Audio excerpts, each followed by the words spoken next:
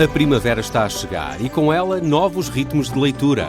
Leia artigos de opinião e receba acesso antecipado a todos os episódios de Podcast Plus. Acompanhe a atualidade ao minuto. Assine hoje o Observador com até 58% de desconto e habilite-se a ganhar uma tote bag e um voucher da Livraria Almedina. Tudo em observador.pt. Ora.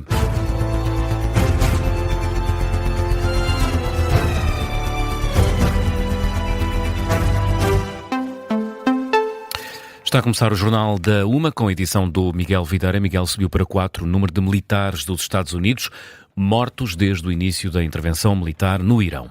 É isso que revela o Pentágono. A quarta vítima mortal é um dos feridos do ataque do Irão a uma base militar dos Estados Unidos no Kuwait. Foi de resto neste ataque que morreram os primeiros soldados norte-americanos.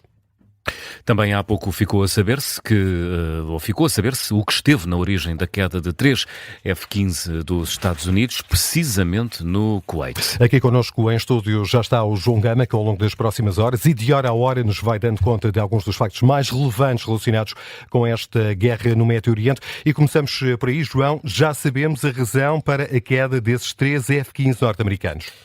Enquanto combatiam ataques iranianos, estes aviões, estes caças militares foram abatidos pelos sistemas de defesa aéreos do Kuwait. Por isso é descrito o incidente como fogo amigo. Os pilotos foram resgatados com vida, mas o Irão reclama para si esse feito. O porta-voz da Guarda Revolucionária Iraniana diz que foram as armas do Irão que atingiram estes caças norte-americanos. Há imagens que mostram o momento em que os jatos militares caíram no Kuwait, com a tripulação a ejetar-se de uma aeronave em chamas. São ataques que acontecem em vários pontos da região e não apenas no Irão. Em Israel, também em solo europeu, foi evacuada uma base britânica na ilha do Chipre depois de voltarem a soar sirenes. Cerca de 70 carros foram vistos a sair da base aérea, a maioria deles, Miguel, com placas de veículos civis. A decisão é tomada depois de terem sido interceptados 2 drones perto da base militar.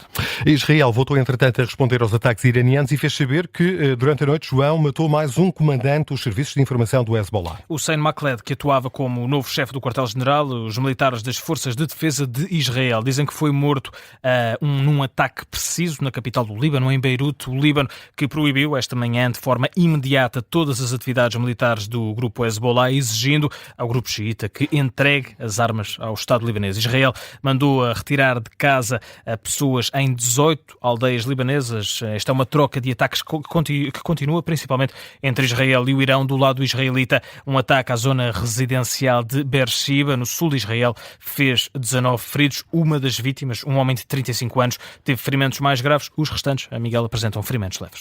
João, há uma hora davas aqui conta dessa informação avançada pelo exército iraniano que tinha atingido o gabinete do primeiro-ministro israelita Benjamin Netanyahu. Já, entretanto, uma resposta a esta alegação. Os assessores do primeiro-ministro israelita falam de uma notícia falsa. Da Guarda Revolucionária Iraniana dizia que tinha atingido Jerusalém com mísseis e que o destino do primeiro-ministro israelita era até este momento incerto, mas agora, de acordo com o que podemos ler no Times of Israel, ficamos a saber que não houve impactos dos mísseis lançados em Jerusalém, apenas essa sirene de alerta, e que, pelo menos para já, o gabinete de Benjamin Netanyahu está intacto.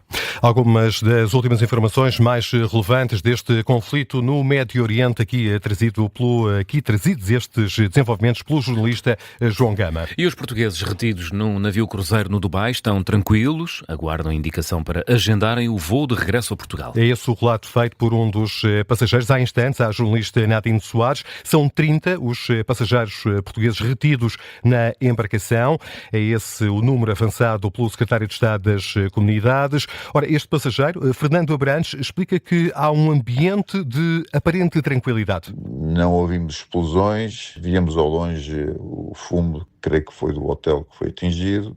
E a partir daí, pronto, foi, enfim, estamos aqui confinados no barco, com a recomendação de não sair, e já fomos informados pelo comandante que, assim que o espaço aéreo fosse aberto, que iriam ser remarcados os voos de regresso. O aeroporto de Abu Dhabi estaria a permitir um número limitado de voos, mas no Dubai ainda não se sabe nada. Pelo menos aqui a vida aqui no barco vai tranquila, não é? Não há assim nada, não há grandes alarmismos, as pessoas estão calmas, um bocadinho na expectativa. O relato de Fernando Abrantes à Rádio Observador. Estão perto de 30 portugueses retidos neste cruzeiro ao largo do Dubai, um navio que está a ser protegido por embarcações de guerra. Os passageiros esperam que estejam reunidas condições de segurança para poderem regressar a casa. E o secretário de Estado das Comunidades Portuguesas diz que a maioria dos portugueses a residir no Médio Oriente não demonstrou intenção de sair. Entrevistado há pouco aqui na antena da Rádio Observador, Emílio Sousa sublinha que os portugueses que vivem no Catar, Emirados Árabes Unidos e restantes países vizinhos estão tranquilos. Há, no entanto, uma exceção que confirma a regra. Com exceção de Israel, que temos alguns pedidos de repatriamento de cerca de 39 pessoas. Estes números são de ontem à noite, ainda não os atualizei, mas o que se mantém. Relativamente a viajar, aos outros residentes que estão, temos vários nos Emirados, no Catar, etc., temos recomendado para que se mantenham em casa, só saiam absolutamente necessário e que respeitem as indicações das autoridades locais.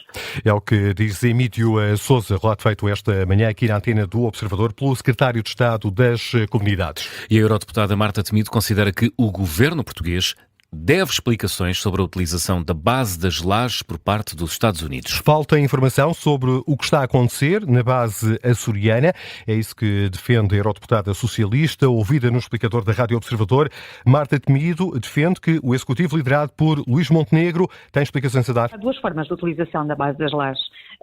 Uma no quadro da NATO, outra sem ser no quadro da NATO. Como esta utilização que tenha sido porventura feita no quadro desta intervenção dos Estados Unidos no Irão não foi no quadro da NATO, precisava da autorização. Há qualquer déficit de informação que nos falta para compreender o que se está a passar. E sim, nesse aspecto, caberia ao governo do país esclarecer. Penso que, ao nível do país, deverão pedir esclarecimentos. É o que diz Marta Temido. Também convidado o explicador, o eurodeputado do PCP, João Oliveira, acusa a União Europeia de hipocrisia na resposta aos vários conflitos no Médio Oriente. Não há equilíbrio quando não se rejeita em absoluto a guerra, não se condena a guerra.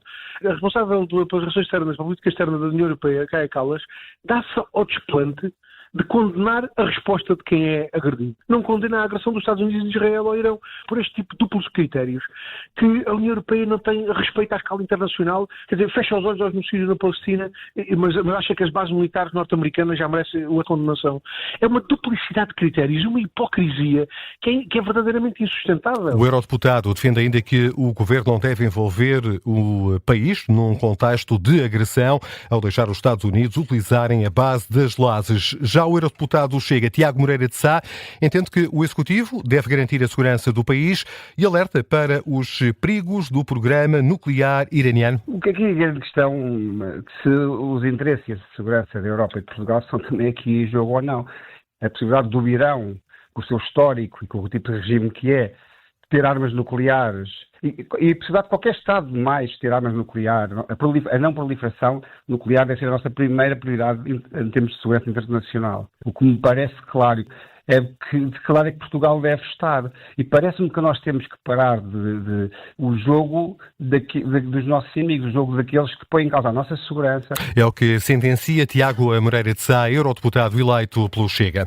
E os mercados financeiros continuam a refletir o clima de incerteza provocado por este conflito. A esta hora, por exemplo, o mercado de futuros de Brent, que serve de referência para Portugal, está a negociar o barril de petróleo a $78, uma subida de mais de 7% face à última sessão. Subida ainda mais acentuada no mercado de gás. O índice TTF, é a referência na Europa, está a subir quase 24%. O analista de mercados da corretora XTB, João Cruz, admite que podemos vir a assistir a uma subida generalizada dos preços, a um aumento da inflação, a reboque da subida do preço da energia. No caso do petróleo, por exemplo, não é de excluir a possibilidade do valor do barril atingir os 3 dígitos. Poderemos ver uma escalada de preços até aos $100. Além disso, a energia mais cara tenderá a aumentar os custos para as empresas e também para o consumidor e poderá então voltar a pressionar a inflação. Para já não estamos a falar da falta real de petróleo, mas se o conflito se mantiver durante 1-2 semanas, também derivado até ao fecho do Estreito de Hormuz, é lá por onde passa cerca de 1/5 daquilo que é o petróleo mundial, então aí sim o mercado já poderá precificar preços mais altos. É o que prevê o analista de mercados da corretora XTB, João Cruz. Entretanto, a este propósito, há a indicação de que a Qatar Energy, a empresa estatal de energia do Qatar, suspendeu a produção de gás natural liquefeito, uma decisão que surge depois de ataques iranianos a algumas instalações da empresa. Em comunicado é especificado quais as centrais atingidas. O país do Golfo é um dos maiores produtores de gás natural liquefeito do mundo, a par dos Estados Unidos, Austrália e Rússia. 1h10. Miguel, que outras notícias vão marcando a atualidade?